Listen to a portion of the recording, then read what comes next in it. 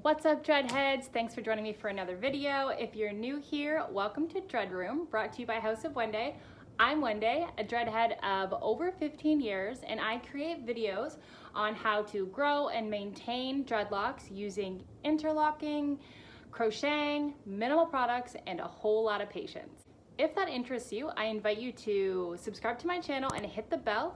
I create videos here on my channel twice a week. Today I'm going to give you some tips to use when interlocking your dreadlocks, also called root flipping or tightening your roots. And that is the process of taking the end of the dread and putting it through the root in order to tighten your roots.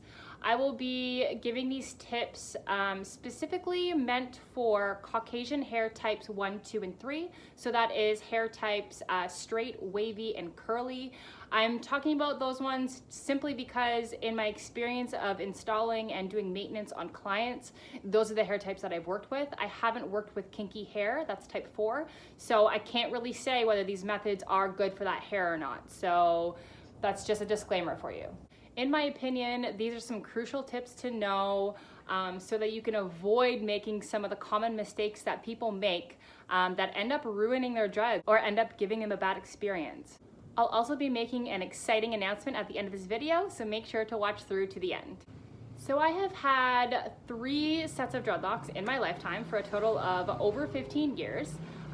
This set that I currently have now, I've had for 9 years. And I have used interlocking or root flipping on every single set of dreads that I've had. The reason why I've had a few sets is because I didn't like the thickness of the first couple sets. So that's why I got these ones and I went really thin. And I am obsessed with the results, and I'm happy to say I will definitely be having dreads for life.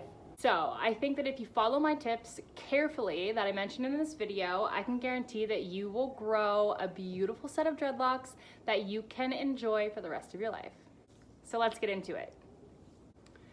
Tip number 1 is huge, and I say this over and over and over again to my clients and to anyone that is thinking about getting dreads. Be patient. Dreadlocks are a patience game. They will teach you to be patient. The reason why I say this is because so many people get dreadlocks and they don't like, you know, the flyaways and the fuzzies, and they want to have this perfect look of dreads, and it's just not realistic. The truth is, it took me almost 10 years to have dreads that look like this, and your first 2 years are gonna be really challenging. So to think that you can have tight roots immediately is just not how it is. So, and in regards to interlocking, you really wanna be patient, because I've had some clients that over interlocked their roots and got really bad results or weren't happy with the results, and it's not really something that you can just reverse. But if you are patient and you allow your hair to grow out before you root flip them, you are giving your fresh growth, you're giving that hair a chance to mat up and form knots on its own before you manipulate it. And I really think that's important, to allow the hair to knot on its own, because you're not really creating knots by doing the root flipping. You're just creating a casing for the hair to grow within instead of creating the knots on its own. You want the hair to mat on its own and create a casing around the dread. Tip number 2 is, if you have flyaways around your hairline or the top of your head and you want to crochet them in, I recommend doing that before you root flip or interlock your roots. Because if you crochet first and then you root flip, it's kind of like locking those flyaways in place. So they have a less of a chance of sliding out and becoming loose again. If you already have dreads, or if you've tried interlocking, I'm really curious. Let me know down in the comment section below what your experience has been and what method you're currently using for your roots. And I can do some future videos or address any concerns that you guys are having. Tip number 3 is to very gently separate your dreads before doing your root flipping. So as your hair grows out, the flyaways and stuff could cause a little bit of a spider web among your roots. So you want to be pulling those dreads apart. Like if a dread has attached to any dreads around it, you want to gently separate that before you root flip it. If you don't, it will just create this big spider web that will end up being really hard to maintain. Tip number 4 is to not pull the dread through the center. What I mean by that is, when you are putting this through the root, you can separate it stick your finger through the center of the dread and then root flip it. I don't recommend doing that. I know there's a lot of videos on YouTube that say to do that, and it might work better with that type 4 kinky hair, but for my hair, which actually is kind of fine, I recommend actually taking a piece on the edge, just a little bit, and root flipping that on this side, and then coming over to the other side and taking a piece on the edge and root flipping it again.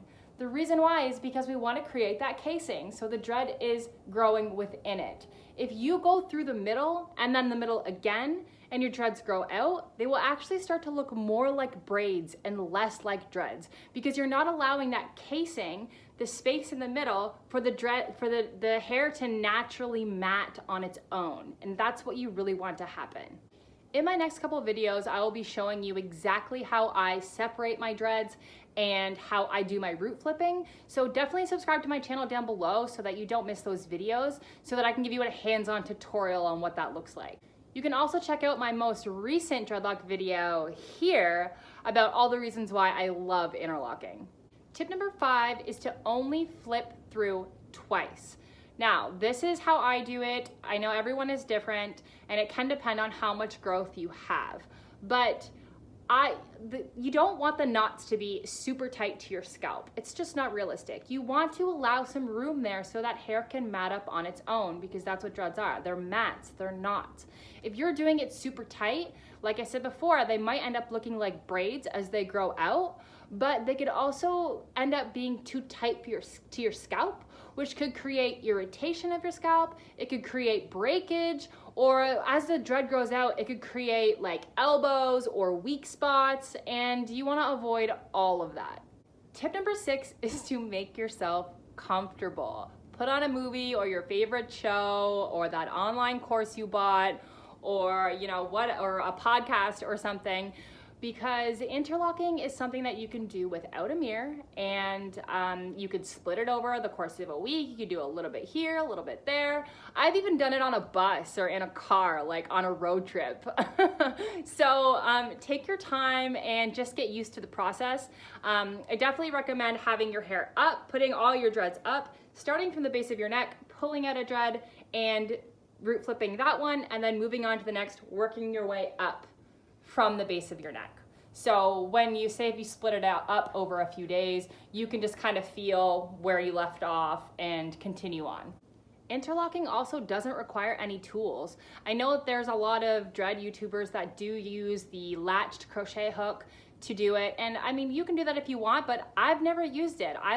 The reason why I have dreadlocks is because I want to have a minimal hairstyle. I don't want to carry stuff around. I don't want to spend money on products or tools. I just want to be able to use my hands. So don't get too fancy or worry about not having the right tools. All you need are your hands. Now, if you've made it this far, thank you so much for watching, and I am happy to announce that I wrote a book on dreadlocks. It's actually an ebook, about 40 pages, and it is the first in a series of 3 ebooks that I'm writing. The first one is for beginners, so it has all the information that you need, whether you are starting your dread journey or whether you are interested in getting dreads. It's perfect for you. If you're interested in purchasing the ebook, the link for that is in the description box. And if you want to receive a coupon to get $5 off my ebook, go ahead and sign up for my free newsletter, and I will email you a coupon to get $5 off my book. If you enjoyed this video and you'd like to hear more from me, I invite you to come and join me over on Instagram at, my handle is dreadroom, so dread and then room, and the O's are actually 2 zeros. And you can find some more photos and videos of my dread journey there. Anyways, guys, thank you so much for watching this video. I really appreciate it. I'd also really appreciate it if you could like, comment, subscribe, or share this video with a friend so that we can continue to create beautiful dreadlocks all over the world. I'll see you in my next video. Bye.